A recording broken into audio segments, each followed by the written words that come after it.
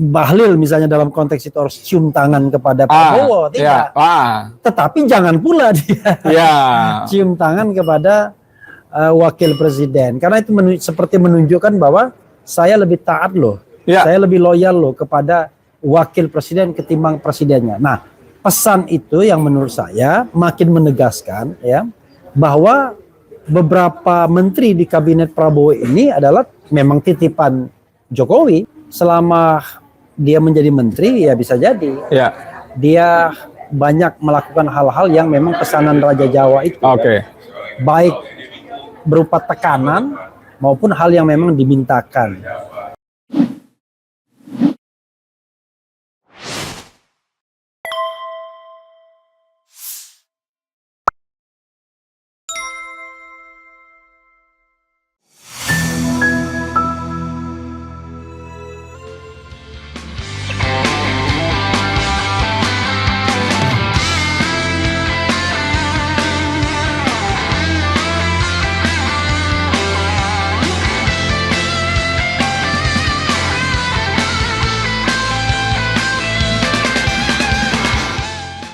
Aneh ini, kenapa Pak Jokowi milih Pak Bahlil Menteri Investasi? Apalagi beliau dari Papua kan? Biasanya itu jabatannya tuh Menteri Pembangunan Desa Tertinggal gitu-gitu.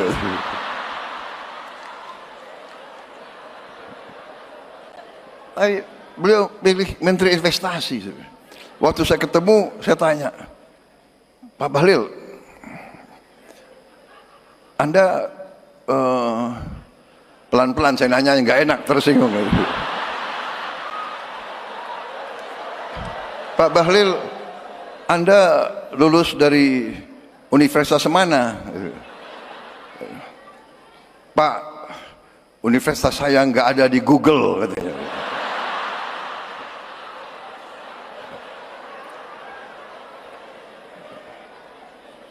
Habis itu, Anda kalau ketemu investor asing gimana? Ya kan? Saya nggak mau tanya, Anda bahasa Inggrisnya bagus nggak? Gitu kan?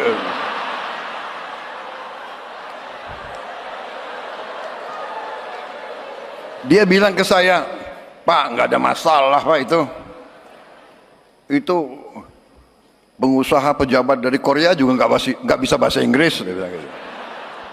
Dari Jepang juga nggak bisa bahasa Inggris. Jadi saya punya 4 penterjemah, dia bilang. 1 bahasa Inggris, bahasa Jepang, bahasa Korea, bahasa Jerman. Jadi kemana-mana penterjemahnya 4. Pinter juga orang ini. Pinter juga. Walaupun universitasnya nggak ada di Google, saya lihat boleh juga orang ini. Dengan saya Edi Mulyadi dari Forum News Network FNN Bang Edi Channel. Tamu saya ada Refli Harun, si manusia keren dan ada cincin. Ini ada rombongan biasa YouTuber berjuang. Ada siapa lagi? Salwa Media, Popole TV, apalagi Refli Harun Channel, One Kawan TV, Pentop. Banyak ya. Oke. Kita singkat aja. Refli, seperti kita tahu, kemarin itu Prabowo menggembleng para menterinya di Akmil Magelang. Iya.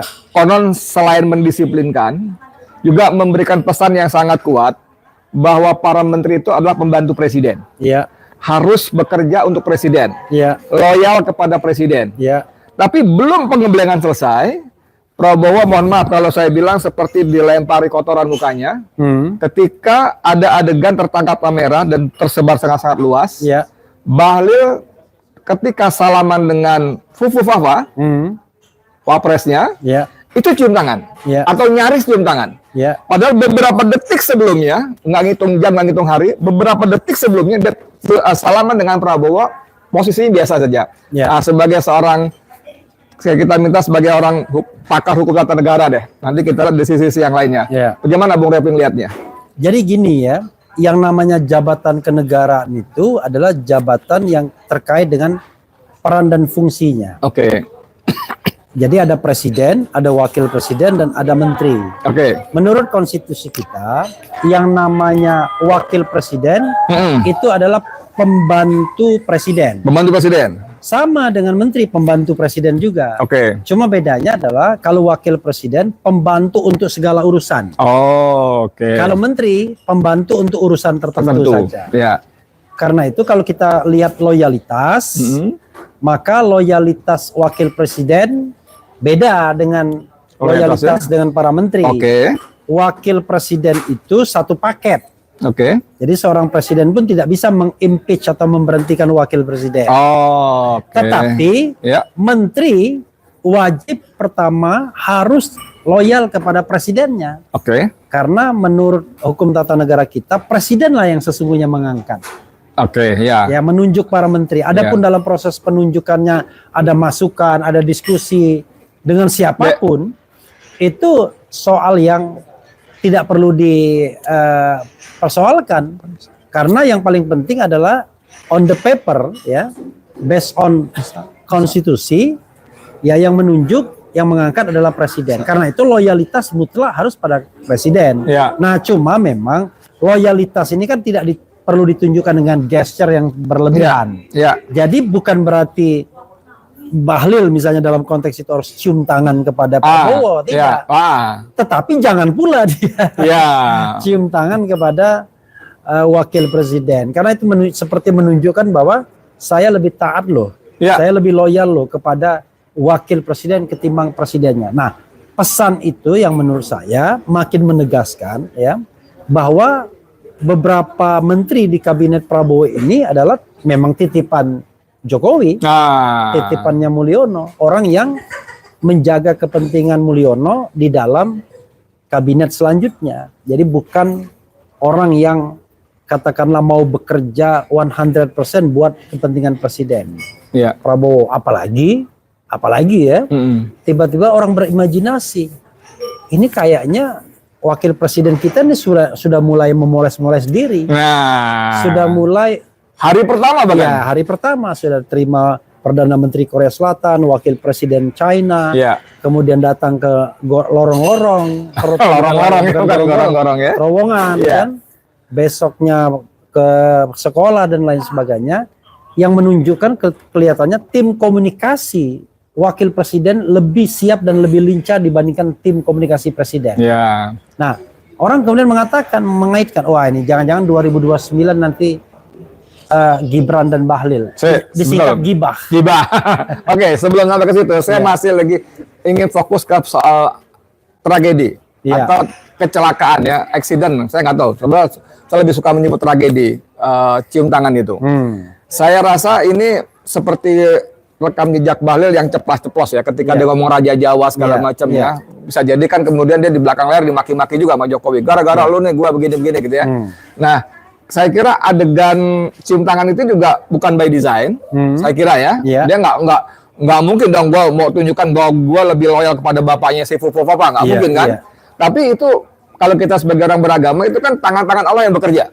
Kalau kita percaya berarti, tangan Allah bekerja. Tapi ini menunjukkan tadi bahwa seperti kata Bung Refli, bahwa memang ada di kabinetnya yang tidak mau loyalitas pada presidennya. Dan sebagai dalam kehidupan bernegara, saya rasa ini bisa berbahaya ke depan. Karena dia bisa membawa pesan-pesan, membawa misi-misi dari majikan lamanya, bukan patuh kepada presiden yang majikan barunya. Gimana nih? Iya, jadi kalau kita lihat Bahlil, ya, Bahlil ini orang yang spontan. Spontan, betul. Gesture dan lisannya itu kadang-kadang nggak jauh dari apa yang dia pikirkan. Seperti dia misalnya mengatakan Mulyono Raja Jawa, ya, nggak main-main ini sama Raja Jawa, ya. Kalau kita main-main, ngeri-ngeri sedap ini, ngeri-ngeri sedap, bisa susah nih. Nah, itu menunjukkan bahwa selama dia menjadi menteri, ya bisa jadi dia banyak melakukan hal-hal yang memang pesanan Raja Jawa itu, baik berupa tekanan maupun hal yang memang dimintakan. Nah, ini kan menurut saya menjadi PR bagi Prabowo. Kan Prabowo bisa melihat mana menteri yang loyal 100% pada dirinya, mana yang sesungguhnya menteri yang tidak loyal, dan sebaliknya bisa membahayakan program-program kabinetnya. Nah, sampai di sini saya lanjut pertanyaannya.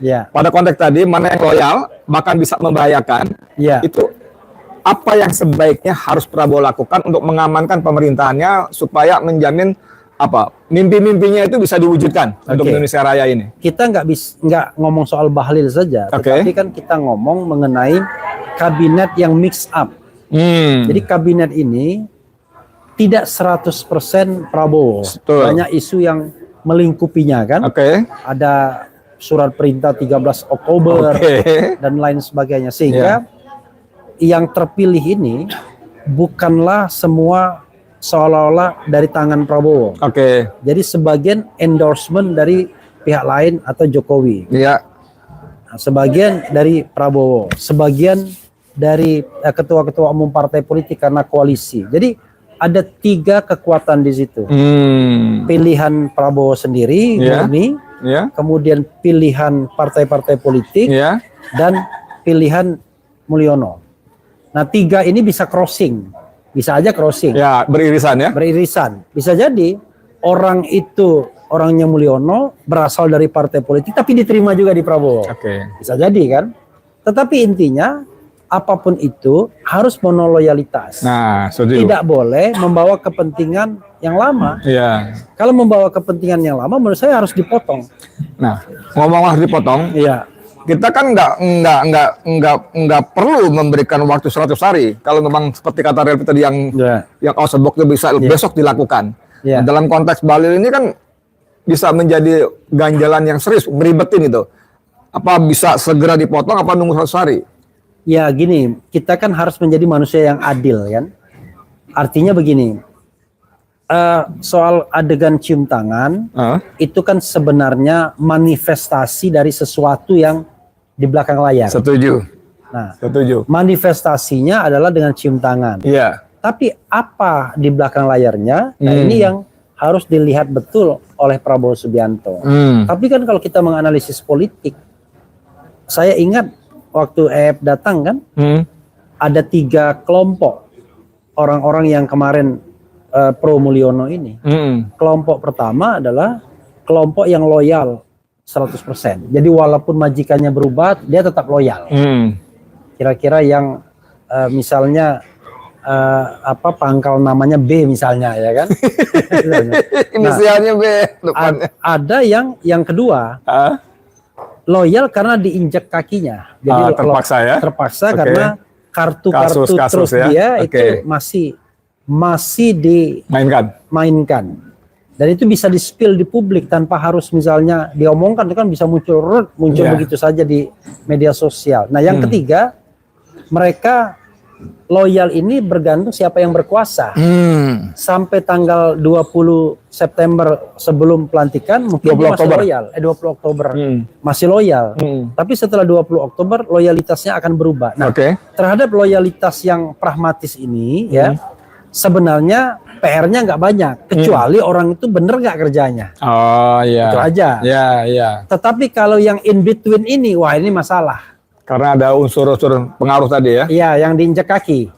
Itu harus dipotong.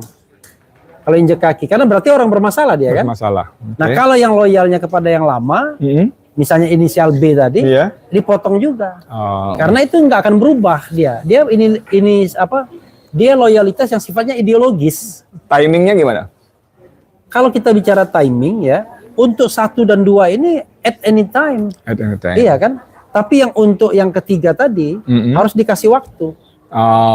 Gitu. Yang loyalitas melipir tadi. Anda dilihat, Anda nggak ada masalah, tapi Anda sebenarnya kan loyalis yang sana. Tapi saya tahu Anda orang yang pragmatis. Nah, orang pragmatis itu ada 2 kemungkinan.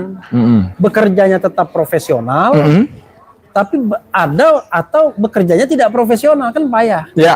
Nah, kalau misalnya dia profesional, dia nggak peduli siapa bosnya, dia tetap bekerja profesional. Betul. Kalau bosnya A, ya dia kerja profesional di A. Tetapi yang susah orang pragmatis yang tidak yang orang yang pragmatis dalam sisi loyalitasnya, tetapi kerjanya di bawah kapasitas, atau makan mafia misalnya. Kalau ngomong-ngomong soal potong-memotong timing segala macam tadi, kalau kita desak misalnya, sebagai rakyat boleh dong kita mendesak ya. Prabowo potong tuh Bahlil. Pertama dia loyalitas kepada majikan lama. Kedua sekaligus berikan semacam shock terapi buat menteri-menteri yang lain. Bahwa kalian itu diangkat dan diberikan oleh presiden, maka kalian bekerja untuk presiden sekarang. Gimana? Pertanyaannya kita balik.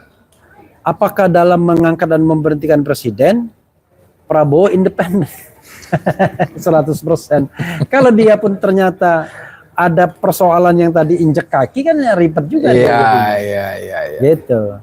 Karena itu berarti he needs time. Dia butuh waktu.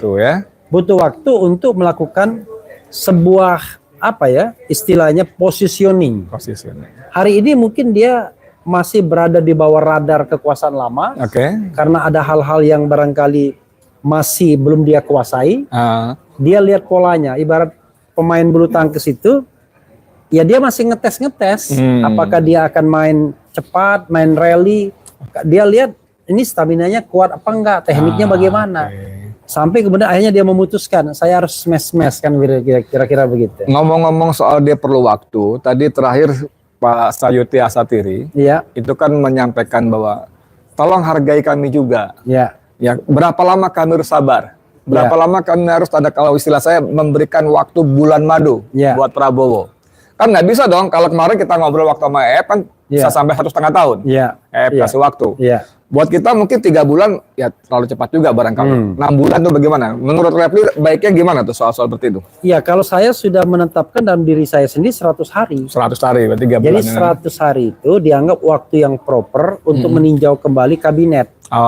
Kalau misalnya bagus, profesional, berintegritas, terus lanjut. Kalau misalnya tidak bagus, walaupun loyal, potong. Apalagi udah nggak bagus, nggak loyal pula ya potong.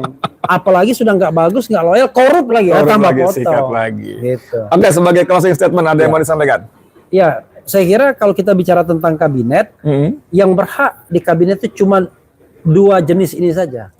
Punya kapasitas atau profesionalitas dan punya integritas. 2 saja. Dan soal loyalitas, ya itu kalau seorang profesional kan dia tahu menempatkan diri pasti. Ya kan? Kita juga nggak suka misalnya Menteri B ketika bertemu cium tangan juga kan? Kan kita tidak mau ada yang cium tangan dengan Prabowo. Betul. Kita nggak mau ada yang cium tangan dengan Jokowi. Kita ingin dia bekerja dengan integritas dan loyalitas. Kenapa begitu? Integritas dan kapasitasnya. Kenapa? Karena kalau kita baca Undang-Undang Dasar 45 yang lama, itu penjelasan Undang-Undang Dasar 45 itu dan perdebatan di BPUPKI, mereka tuh melihat yang namanya menteri itu bukan hanya pejabat biasa. Kata Undang-Undang Dasar 45 yang versi lama dan penjelasannya, saya baca itu. Bahwa sesungguhnya menteri itulah yang namanya kepala pemerintahan sehari-hari. Karena mereka day to day mengurusi urusan tertentu. Jadi tidak boleh mereka cuma sekedar orang yang mengerjakan sesuatu tanpa arah, tanpa visi, tanpa misi. Jadi mereka juga orang yang punya visi, punya pandangan yang luas. Walaupun dia pembantu presiden, tetapi di actual sehari-hari dia merupakan pemimpin masyarakat di bidangnya masing-masing. Gitu. Terima kasih banyak Bung Refli. Teman-teman sekalian, saya kira obrolan singkat ini menjadi pesan buat khususnya presiden kita ya, bahwa Anda dilingkupi ya, bukan pesan baru buat dia sih, dia lebih paham daripada kita ya, tapi sebagai rakyat kita boleh meminta agar Prabowo betul-betul menunjukkan dharma baktinya, boleh nggak sih kita sebut begitu ya, dharma bakti pada Ibu Pertiwi ini, pada kita rakyat Indonesia ya, saya kira begitu ya. Makasih banyak Bung Refli, terima kasih. Keren cadas lagi. Keren cadas. Saya Edi Mulyadi untuk FNN untuk Indonesia Lebih Baik. Assalamualaikum warahmatullahi wabarakatuh. Waalaikumsalam warahmatullahi wabarakatuh.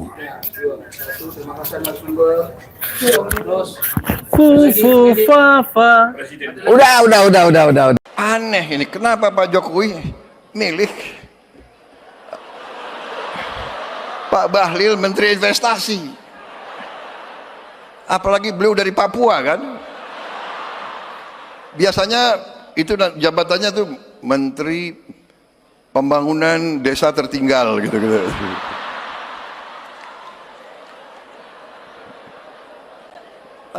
beliau pilih Menteri Investasi. Waktu saya ketemu, saya tanya, Pak Bahlil, Anda pelan-pelan saya nanya, nggak enak, tersinggung. Pak Bahlil, Anda lulus dari universitas mana? Pak, universitas saya nggak ada di Google, katanya.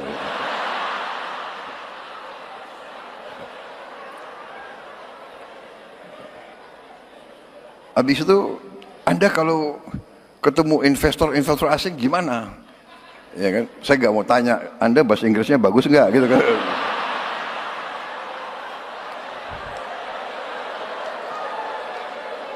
Dia bilang ke saya, Pak, nggak ada masalah Pak itu. Itu pengusaha pejabat dari Korea juga nggak bisa bahasa Inggris. Dia bilang gitu. Dari Jepang juga nggak bisa bahasa Inggris. Jadi saya punya 4 penterjemah, dia bilang. 1 bahasa Inggris, bahasa Jepang, bahasa Korea, bahasa Jerman. Jadi kemana-mana penterjemahnya 4. Pinter juga orang ini, saya bilang. Pinter juga. Walaupun universitasnya nggak ada di Google, saya lihat boleh juga orang ini.